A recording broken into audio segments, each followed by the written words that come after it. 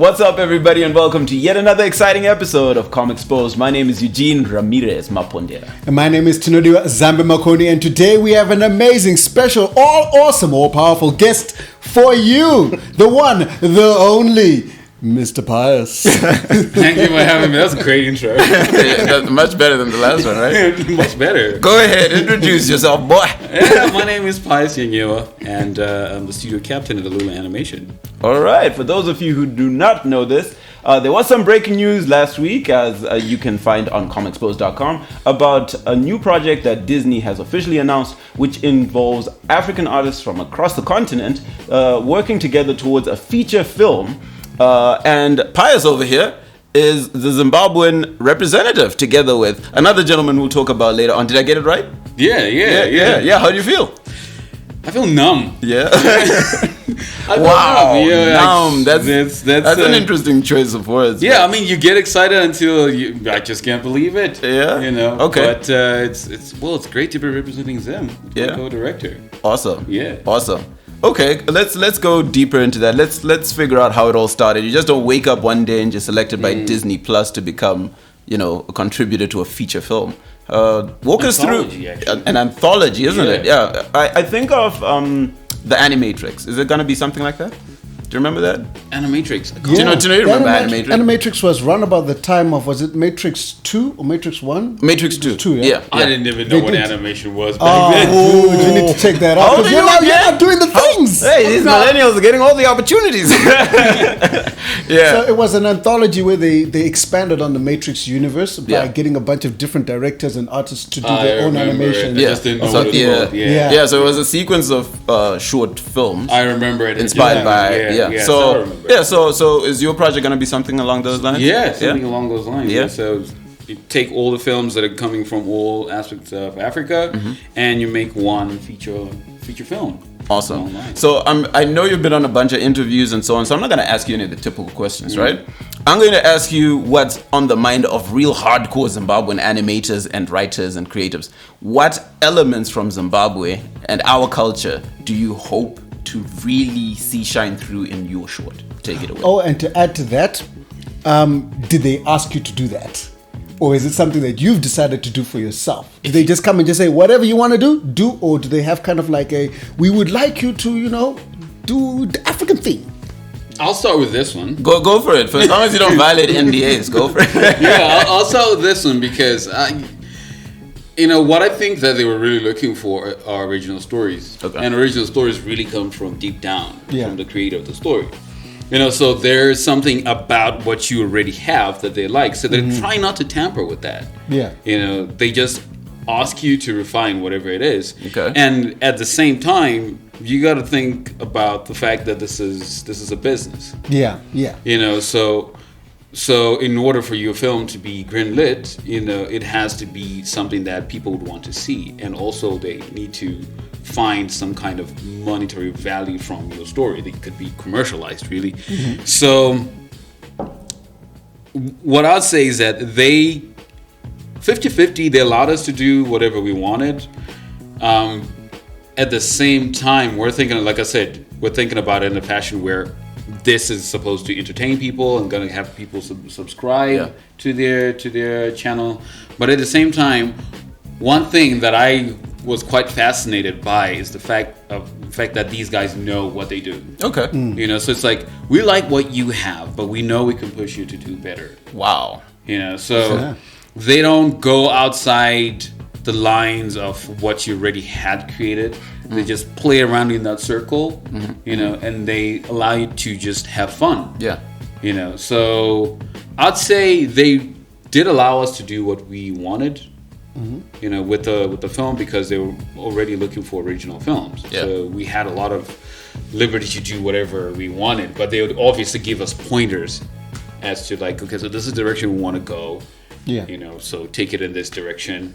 Do whatever you want, but take us in this direction. Yeah. Would you say that's the Disney formula? When dealing with this kind of cultural content or culturally inspired content? I'll say this is untapped area. This is untapped territory. Yeah. So they're breaking into Africa, and they are just as clueless when it comes to stories. So they really would like to hear from Africans. So they didn't come at us with what they imagine Africa is like. You know, so they were like, all right, you Africans, tell us what it is about Africa that you want to talk about. You Africans. Yeah, so what is it about you that you want to talk about? Yeah. And obviously, depending on which country you come from, you obviously would look into your culture. You know, going into what we're talking about, you look into your culture. And there's so many things that build us as Zimbabweans. Yeah, that's excellent. So I think that's pretty interesting. But it goes back to that other question, I guess. Or it's a better lead up to the question I'd asked before, which was, I guess I'll rephrase it and say, without giving away too much, what aspects of our culture or Zimbabwe can we look forward to maybe seeing to some degree? In general, nothing plot revealing. I would say our desire to live. I don't know. That's very vague. Unless you're Zimbabwean. Your desire to live and the comical aspect. Yeah, but we make light of everything. Yeah, like we don't take things too seriously because if you do, I mean, we all do. Yeah. So there's the comical aspect of who we are, things that we find funny. Yeah. You know, things that are in our culture. Yeah. Really, you turn that into some like dark humor sometimes. Yeah, really. Yeah. So. But at the core of it, I think our desire to live, because you find out that everywhere we go as Zimbabweans, we make it. Yeah, true. You know, we really make it, and we don't complain too much. Maybe it's because of where we're coming from. We make a plan, right? Yeah, because where you're coming from, you really can't complain, because it almost seems like anything outside of Zimbabwe is better. Yeah. But really looking at the ones who stayed, because like you notice that us as Zimbabweans and us the ones who stayed when I say it right now, I'm saying us as Zimbabweans, I'm talking about the ones who stayed. The ones who left really struggled to figure out how you make it, like they can visit and then they get you, they're like, oh my god, look at you, how are you doing that? Because you don't have like credit scores and all those True. You know, like, you gotta do what you gotta do. Exactly. And the IRS. Yeah, except the guy that you owe $5. Hey, who can behave like the IRS? He'll be on you. Yeah. For $5. Yeah. So, you know, at the core of it, you know, that's some of the things that we're putting in the film. Yeah. And, you know, like you said, without talking about it too much, I think this is already obviously what people already know. Yeah. You know, that we make it happen. Yeah. For all those who don't know, Ngwavongwa is hustling, my guy. Yeah. On that note, well, this is a really personal question. Do you feel intimidated or a little worried or self-conscious as you're about to make this journey? Oh, fun fact. So you're actually going to visit the United States during the production of this film, correct? Yeah, among as many countries, I think so. Yeah, so how do you feel about that? Like you mentioned the professionalism and the level of like corporate governance, if I can call it that they exhibit. Like, how do you feel going from our environment where you got total control? There's a lot less professionalism in animation because it's still emerging. How do you feel going into an area where you're probably going to be surrounded by people who've got maybe 40 years on you? How do you feel? You know, I'm just getting in as a student. Mm-hmm. You know, this is what I picture this as a paid scholarship, really. Awesome. You know, so because, like you said, like here we don't, like I say this all the time, and I'll say it in any light. Yeah. We're not an industry, we're a community. That's right. Yeah, because we don't have any value. We're not really making any money from this. So all we do is hack jobs. But they're really showing you how it's properly done. Yeah. And even when you're talking to Peter Ramsey. Yeah, there you go. Yeah. There you go. You really figure out that there's a lot that you don't know. Yeah. So you don't get in there with your knowledge or whatever you think knowledge is. Yeah. You really get in there as a student and you listen. Yeah. So if I can cut you off very quickly, for the benefit of our viewers, Peter Ramsey is the Academy Award-winning director of Spider-Man Into the Spider-Verse. So that's someone that Pious is going to be interfacing with directly, right? Yeah, go ahead. So when you're getting there, you got to be a student, man. Mm-hmm. You know, because all the vast knowledge that you're going to learn is going to help you back home. Because I'm one of those people who I really don't want to be out there for too long. You know, really want to stay here. So for me, I'm in a case where I'm thinking, all right, I don't really know what I'm doing. Yeah. I've been working so hard for me to get to the door. Yeah. right? Nobody ever tells you what happens after you get in. Yeah. So whatever knowledge that we thought we had, like for example, I thought this was going to happen like 15 years, and I didn't even think it was going to be the Mouse House. Yeah. You know what I mean? And this is only happening 3 years into Alula. I'm like, all right. Yeah. I'm part of the Mouse Mafia now. This is like 15 years. So I didn't even have the knowledge of how to get to the door. Yeah. But the door was brought here. Yeah.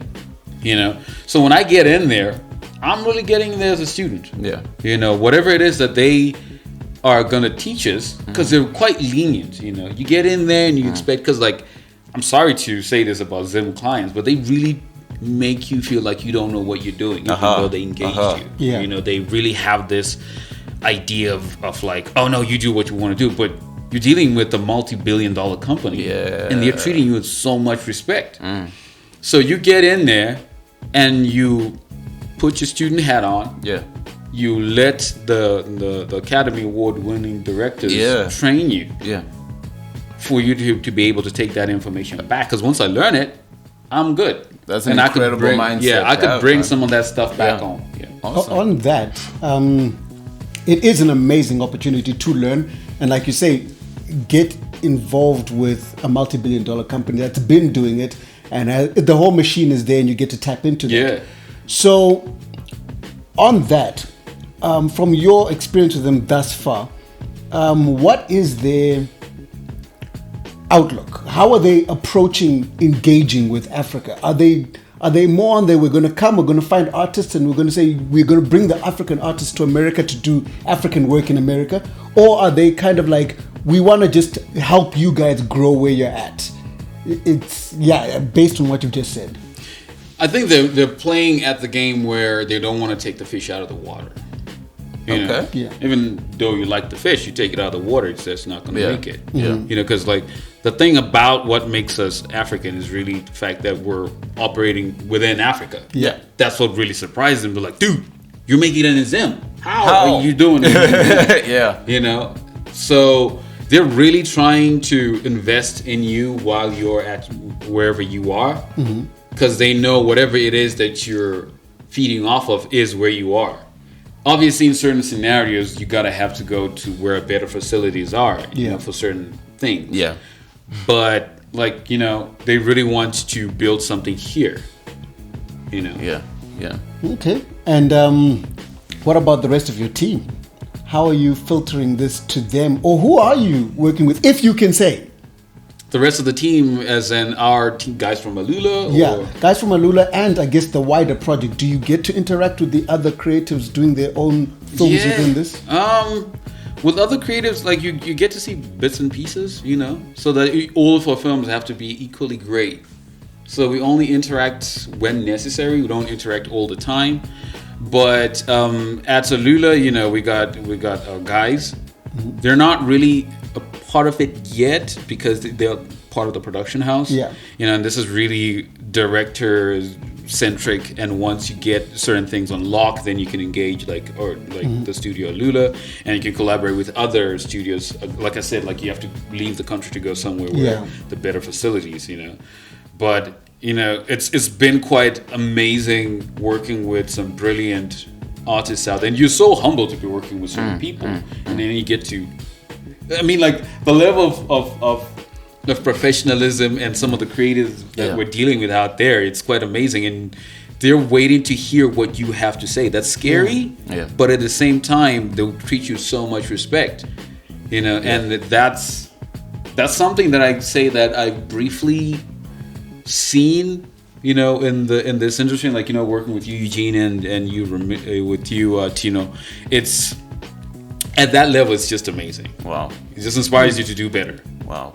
You know, I was having a conversation with a very senior member of the Comexposed community, a close friend of ours, William Jeravaza, who's worked on, you know, Thor Ragnarok and other major Hollywood productions. And what you're saying echoes a lot of what he mentioned in a conversation I had with him, which was about egos. Yeah. Egos, and how it's something that's prevalent here at home. But when he's interfacing with individuals that work in those multi-billion-dollar organizations, there's this humility where he can talk to a guy who's just finished, you know, $100 million project, and, you know, the guy will talk to him like they went to college together. Yeah. You know, and I just wanted to find out your opinion on how we can try and dissolve the cockiness and the I've done it all and I know it all kind of attitude that's prevalent here in our continent from your experiences. I'll say if we understand that this is a collaborative process, you know, the fact that, you know, when you're working part of that production, you know, they really tell you that, look, even though you're the director, you're working with so many other people. Yeah. So if you understand your position, in the broad spectrum of project, you know, you can't have time to feel like you're better than the next person. Yeah. You know, because you're constantly learning. You know, whether it's technology is changing every day. Yeah. You think you know one thing, next thing you know, boom, Blender. Yeah. 1 minute we're taking 9 years to render something, then boom, Unreal Engine. Yeah. So when you understand that the speed of whatever it is that you're thinking, other people are thinking faster. Yeah. You know, you really get to sit there and think, all right, so in the grand scheme of this whole process, what am I? Yeah. And what am I going to get out of it? I think that's so interesting. I mean, I like what you pointed out about technology changing, but I think culture, like global culture, has changed because of technology. Let me give you an example of what I mean. In the 1990s, you'd never have imagined that what happened with the Sonic movie would have happened. You know, the reworks of the character from the ground up, right? Yeah. In the 1990s, you'd have never imagined a Snyder Cut. In the 1990s, you'd have never imagined what happened with the last X-Men movie, which is the director getting swapped out for his co-director and all of that. In other words, we're living in an age where if you do have like this cockiness or this attitude problem, or if your culture is not pro-collaboration, it can come back and bite you. You know what I mean? And I'm just looking at it like, yeah, we're existing in a place where it's better to foster, you know, upcoming directors like yourself than it is to have this mentality that we have here in Africa, which is an indie mentality. Like, I own the camera, I own the lights, and I wrote the script, and I'm the lead actor. Yeah, you gotta let my niece. Look, one thing that I really appreciated when we were working with Taff, my co-director, is he came in as a writer and then later on was upgraded to co-director. Okay, is that you gotta let the people you hired to do the job. You gotta let them do their job. Yeah. You know, I learned that even at the studio work. You hire someone, you know, don't be a helicopter. Let them do what they want to do. Don't be hovering over and trying to micromanage what they're doing. Yeah. And that I'll say in essence was almost like a preparation for working on this project. Yeah. Because you have so many people who are way better than you, even though you are the director, who are coming in with their input. And you gotta treat them with so much respect. Yeah. And they give so much, you know, the concept artists that we're working with, that is some amazing work, and you have so much respect for them. So if you understand that whoever it is that you're dealing with has their own journey. Now that's one thing that I always like to talk about with somebody joins a team, which by the way we're hiring. Yeah, gotta throw that in there.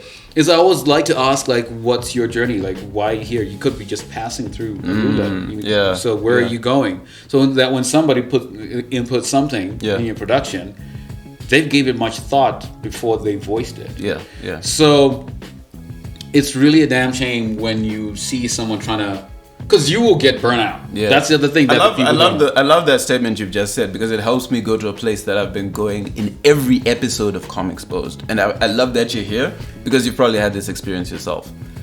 You've been animating, well, to my knowledge, for the better part of the last decade, right? At least 7 years, like professionally, right?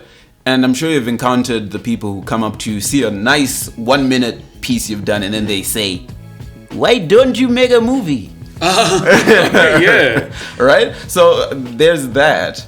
And I love how you've outlined this process, but I really want to magnify how long it's taken for you to get to the point to which you were being considered up until now, when you've been actually selected and chosen for this? How long has it been? Because I want to kill that whole overnight success mentality that most of the public has when it comes to animation and creating animated films. Right. You want me to talk about like when this whole my journey started, Absolutely. or do you want us to start from when Let's do a fast forward version. Like you said, it's 10 years. That If you can. But a brief of that, and then into where the Disney thing began up until now. Yeah. I guess I was fascinated by cartoons. I've talked about this. Yeah. Fascinated by cartoons, and then started generating ideas, and at the same time training myself in the art of CG. Yeah, that was between high school and university. Or between high school, but it was pre-internet days, man. Yeah. I didn't even know it was animation until after I graduated high school. Wow. I didn't know it was called animation. But fast forward to like you all been seeing our ads. There's no new story there. But what we were doing when we were doing our ads, because I really think that's where the core of the story started. We were making short films when we were doing our ads. Like if you look at all our ads, apart from the explainer ones, they were short films. Yeah. And it was actually quite smart of our team, because what we thought was we needed to train ourselves, doing R&D, train ourselves in story writing and stuff like that. So we would get the client commissioned work, and we would do it as R&D. So basically, the client would be paying for your research and for your R&D. Yeah. So by the time that we got to 2020, which is when I was approached, I already had like a body of work through Alula that proved that we could do it. And Tino graciously is the one who. We talked about it, thank you. Shout out to Comexposed. So, but just to get to what you're saying, like how long it takes. So we started early last year, and you go through an intense boot camp. You think you're great? Nah, you can't be as great as those guys. Because they'll really take you through college. Just make sure that if you say your story is good, you're not just going to get this opportunity. And I'd say for myself, at every point, you're just thinking, okay, this is as far as I go. This is as far as I go. All right, guys, this is some pretty awesome conversation that we're having here. We hope you join us next week as we continue this discussion with Pious and get deeper into the entire journey that he's had and where he's going.